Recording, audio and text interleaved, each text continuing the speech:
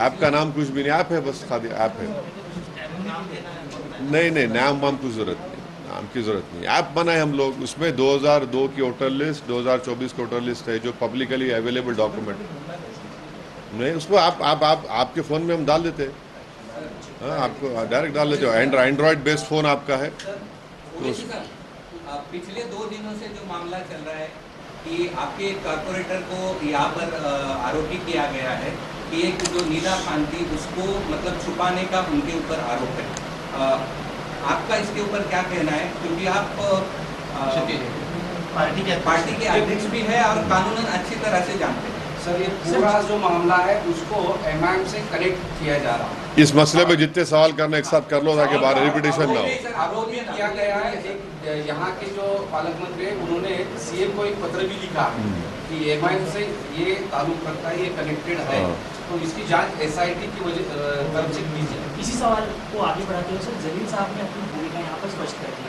MIM की निदा खान को लेकर औपचारिक तौर पर क्या भूमिका है ये आपसे जानना चाहेंगे, क्योंकि सूबे के मुख्यमंत्री कह रहे हैं कि वो एक तरीके से कन्वर्जन में शामिल नहीं और एक आरोपी है, आतंकवादी है। और किसी तरह से इस मामले को सीमी से भी जोड़ा जा रहा है। मुख्य पाटिल ने कहा है कि एमआईएम ने सीमी से सर यहाँ तक के आपकी पार्टी को जो है बैन लगाने की भी बात हो रही है फडणवीस साहब के, नीतीश रानी की तरफ से। और कुछ सवाल? आप बोलिए ना पहले, बाद में। नहीं, और कुछ सवाल इस बारे में? नहीं, रिपीटेशन ना हो, रिपीटेशन ना हो। देखो, धूप बहुत है, रिपीटेशन ना हो, हम जाने का भी। तो 5 सवाल है इसके ऊपर। सबसे पहला बात यह है कि टीसीएस का स्टेटमेंट आपने देखा होगा कि उस लड़की का ताल्लुक एचआर से, ना वो एचआर में काम करती थी ना एचआर डिपार्टमेंट। टीसीएस का स्टेटमेंट है, मेरा नहीं है।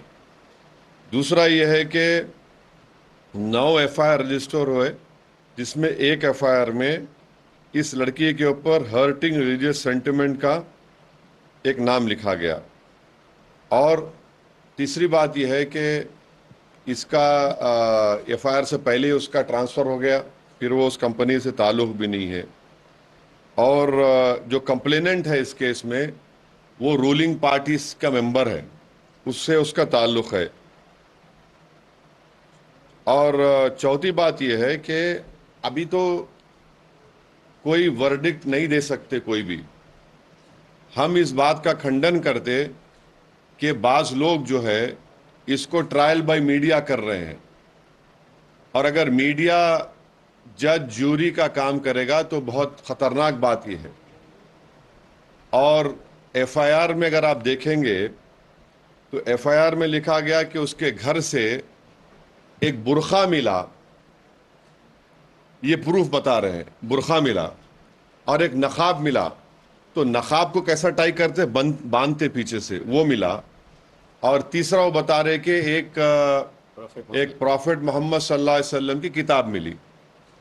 तो बुरखा मेरे को नहीं मालूम कि कब से बुरखा वो हो गया कि ऑब्जेक्शनेबल बोलिए या इलीगल आर्टिकल है। वो कब से नकाब ये हो गया कि भाई वो माने ऑफेंस उसमें डाल सकते क्या किसी उसमें।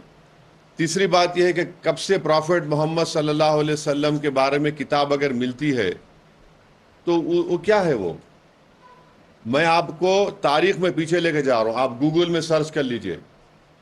दिल्ली में ऐसा ही मुस्लिम बच्चों को पकड़े थे और क्या डाले थे वहां पे दिल्ली पुलिस कि इनके घर से मिर्जा गालिब की किताब मिली इसलिए टेररिस्ट है लोग।